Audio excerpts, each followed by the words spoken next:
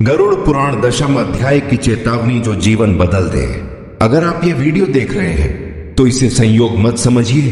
गरुड़ पुराण कहता है ये वीडियो देखना भी एक संकेत हो सकता है, एक स्मरण कि आपकी आत्मा अब भी सोई नहीं है, क्योंकि जन्म कोई नई शुरुआत नहीं है।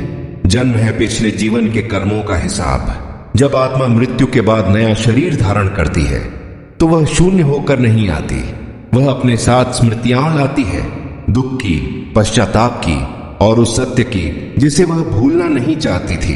गरुड़ पुराण के अनुसार जैसे ही शिशु इस धरती पर आता है, ब्रह्मा, विष्णु, महेश और यम चारों मिलकर आत्मा को 7 संकेत देते हैं। ये संकेत शब्दों में नहीं होते, ये संकेत अनुभव होते हैं।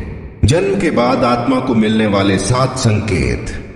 पहला संकेत, जन्म की चीख।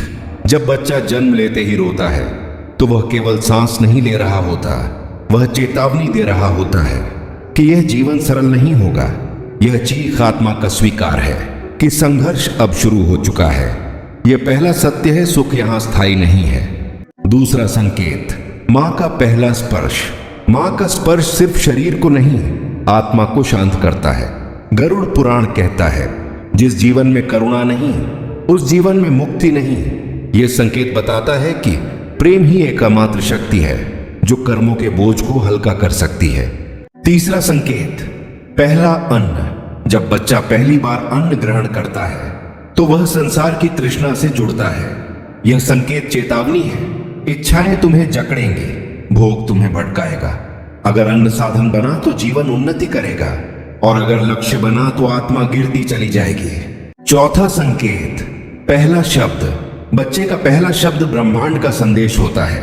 वाणी से ही पुण्य और पाप दोनों जन्म लेते हैं। गरुड़ पुराण कहता है जो अपनी वाणी पर विजय पाले वह अपने कर्मों पर भी विजय पा लेता है। पांचवा संकेत, पहला दुख। जब बच्चा पहली बार दुख अनुभव करता है तो आत्मा को स्मरण कराया जाता है यह संसार माया है और हर सुख अस्थायी है। जो इस सत्य को समय रहते समझ लेता है वह दुख से टूटता नहीं बल्कि जाग जाता है। छठा संकेत, पहला प्रश्न। जब बालक प्रश्न करने लगता है क्यों, कैसे, क्या, तो यह केवल जिज्ञासा नहीं होती, यह आत्मा की पुकार होती है, सत्य को जानने की। गरुड़ पुराण कहता है प्रश्न करना मोक्ष का पहला द्वार है। अब 7वां और अंतिम संकेत, आत्मा की पहली तड़प। जब बच्चा बिना कारण रोता है तो वह शरीर का रोना नहीं होता, वह आत्मा की पीड़ा होती है। वह उस सत्य के लिए रोता है जिसे उसने जन्म से पहले देखा था पर अब शब्दों में याद नहीं कर पा रहा। लेकिन कलयुग की सबसे बड़ी त्रासदी यही है, माता पिता इन संकेतों को समझ नहीं पाते। समाज इन्हें दबा देता है और शिक्षा इन्हें व्यर्थ समझा देती है।